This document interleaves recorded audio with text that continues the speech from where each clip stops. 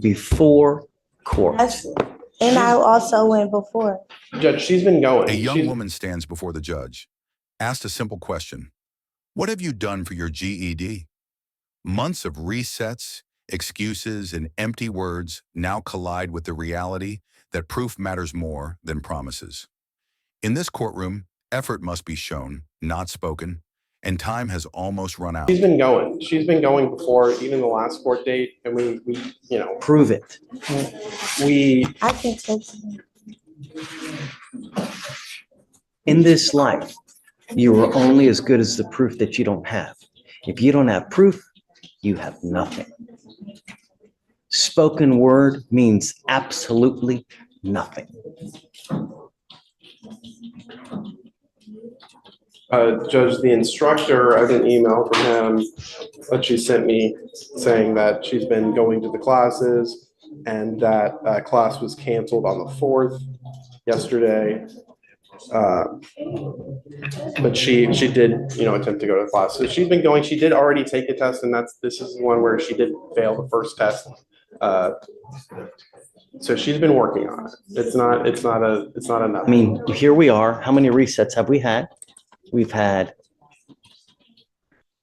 1, 2, 3, 4, 5, 6, 7, 8, 9, 10, 11 resets since May. You're now in December. You have had 5 to 6 months. Show me the money. Otherwise, it's not going to go well for you today, Ms. Dixon. Show me. For 5 long months, progress has been nothing but talk. But today, the judge demands clarity. 11 resets, countless chances, and still no diploma. As frustration rises, the courtroom becomes a lesson. Life rewards action, not intention. Without evidence, even the truth sounds like a lie waiting to happen. Show me. 5 to 6 months.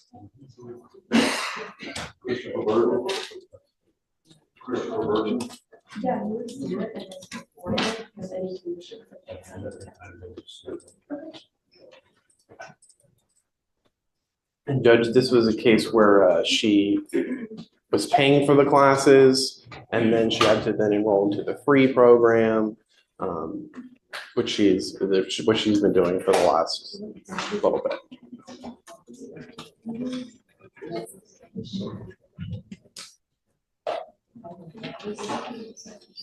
Are you playing Candy Crush? What's going on over there? I'm trying to text you. Texting who? The instructor. Like, what I'm supposed to show you? Because I don't have no proof. Like, I don't have nothing. Tell me what have you done? I went to the class. Okay. Which class did you go The to? GED resource. Okay. And because the way I understand it, there are different modules that you do. You do science, you do language arts, you do math, you do, and whatever else it may be. You go through each section, you complete it, take a test, and then when you're done with everything, you take an overall test, and then you get a diploma. That's not. What have you done? Basically explaining on how everything's going to go, and I was going to finish everything else Wednesday when I was going to go, but the class was canceled. Who is the provider that you have? His name is. Grab me a phone number because I'd like to call them right now. I have a number for you, Judge. Go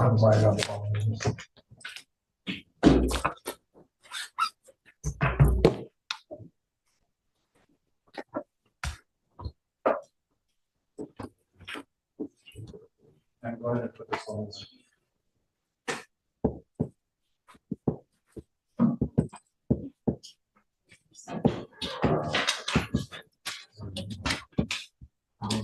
Oh, yeah. Charles Jackson.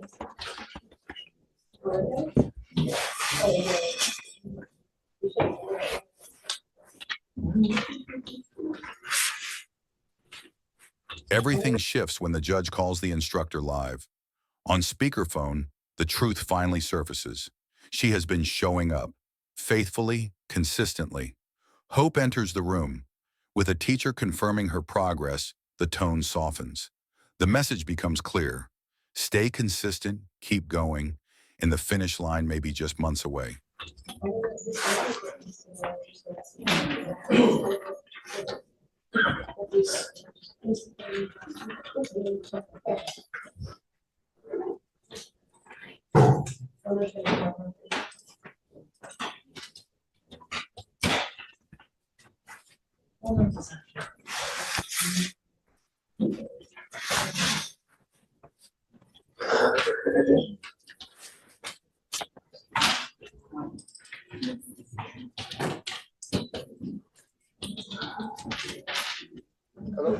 Mr. Jackson?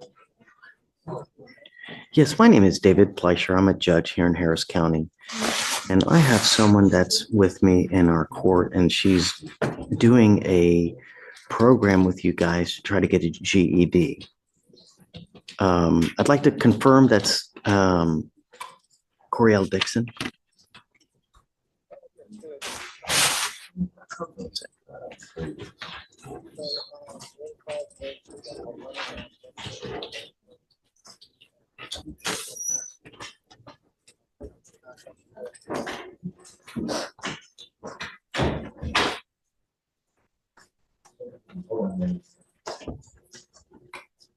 So Wednesday and Thursday, and then did you say every other Saturday? Okay. And then, so how does it work as far as getting the diploma? Do you do different classes as far as science, math, and how do you at the end get it?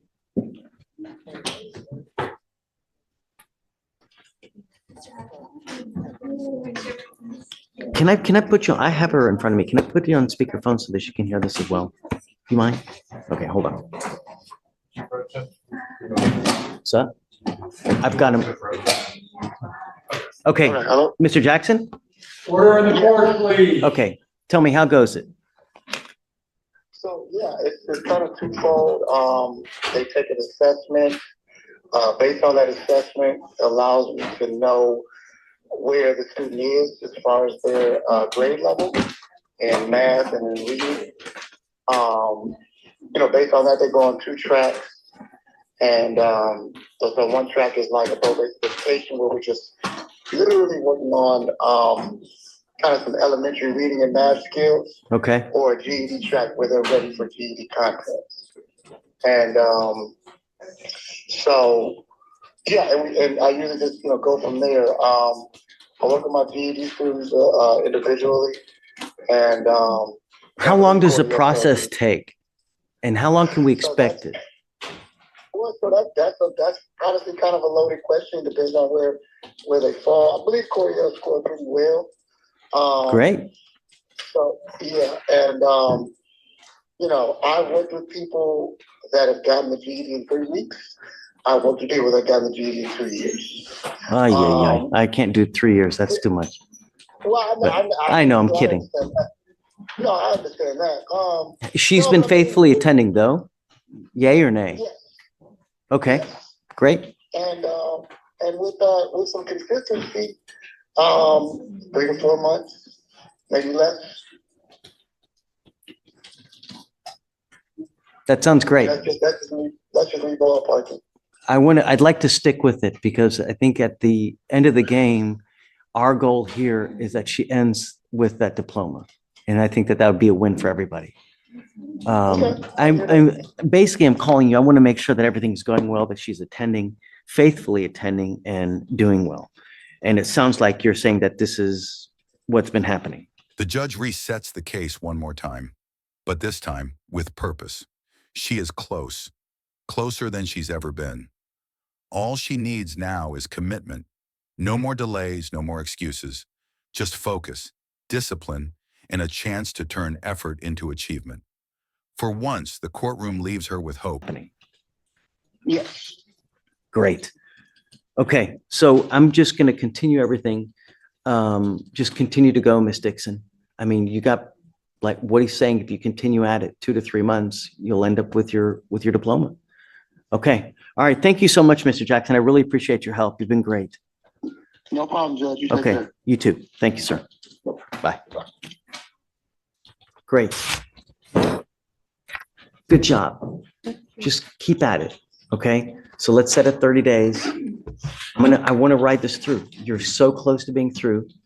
All you got to do is see it to the end, and then everything great will happen for you here as well, okay? All right. Good job. All right. Morning, sir. Thank you for seeing me, Judge. Of course. Come before you. I don't really know what I'm doing. I just know that I came before you and I was from out of state. You tried to help me and I was kind of telling you that it was going to be dismissed anyway. I was here 9 days. They shipped me to Arkansas for 30 minutes. It was all done. Set to be dismissed on the 9th. However, the police that stopped me had my car towed and put a card in my property. And so my car was sitting there the whole time. And so I had to find my way back to Houston. Since I've been having Uber back and forth to try to, and I couldn't get my car. It was $540, now it's $1,400. They said, look, you got 4 days, sir, and we're gonna auction off your car. But then they said, if the judge you went before, if he gives you an order, we will release your car, zero balance. Again, Judge. I can't give you an order to give you your car back.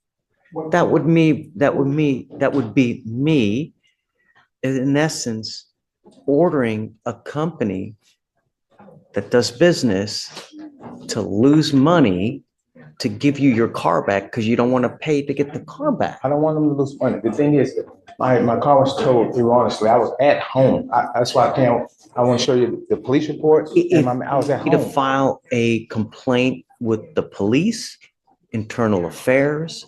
If you're telling me that something was done illegally, immorally, or whatnot, you need to file paperwork with that appropriate agency.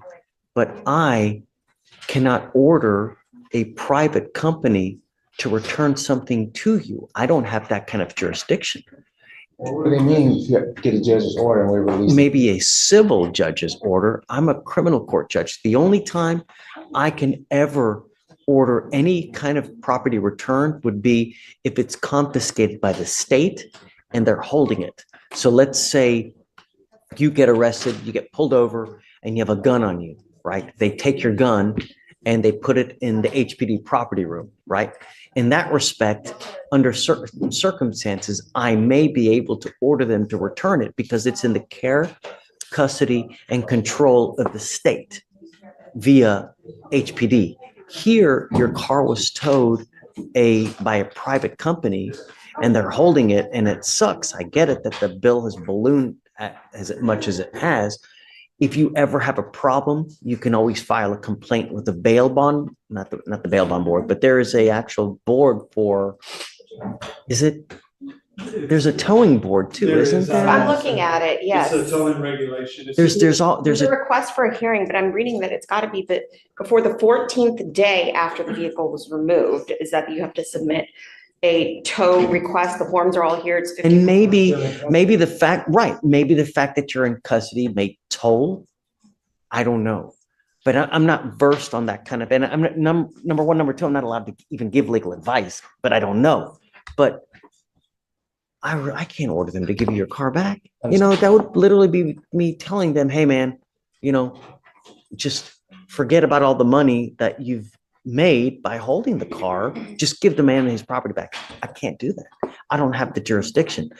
Maybe a civil court under certain circumstances may order it back, but you'd have to file a lawsuit. You'd have to file some kind of paperwork. Okay, all right, well, I'm gonna pray for a miracle. What I would do, perhaps, can you get on a payment plan with them and say, hey, look. Try that. They zero tolerance. I mean, honestly, And I have to understand, because imagine how many times they've probably gotten yanked, who knows? you know? I wish.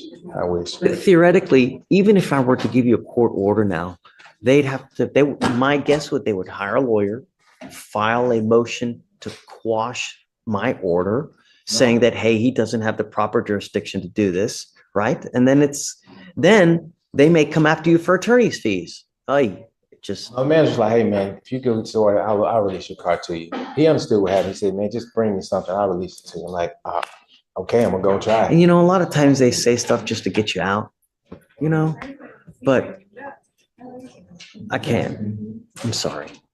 But like I said, perhaps if you talk with the owner, you may be able to negotiate something with them. If you talk with just if you talk with someone who has no power to negotiate, you always, if you talk to the right person, if you talk to them at the right time, you may get what you want. So don't go to them at 4 o'clock in the afternoon because they've been working, they're tired, they've probably dealt with a lot of people, all they want to do is go home, but go there first thing in the morning, try to get to the owner and say, hey, look,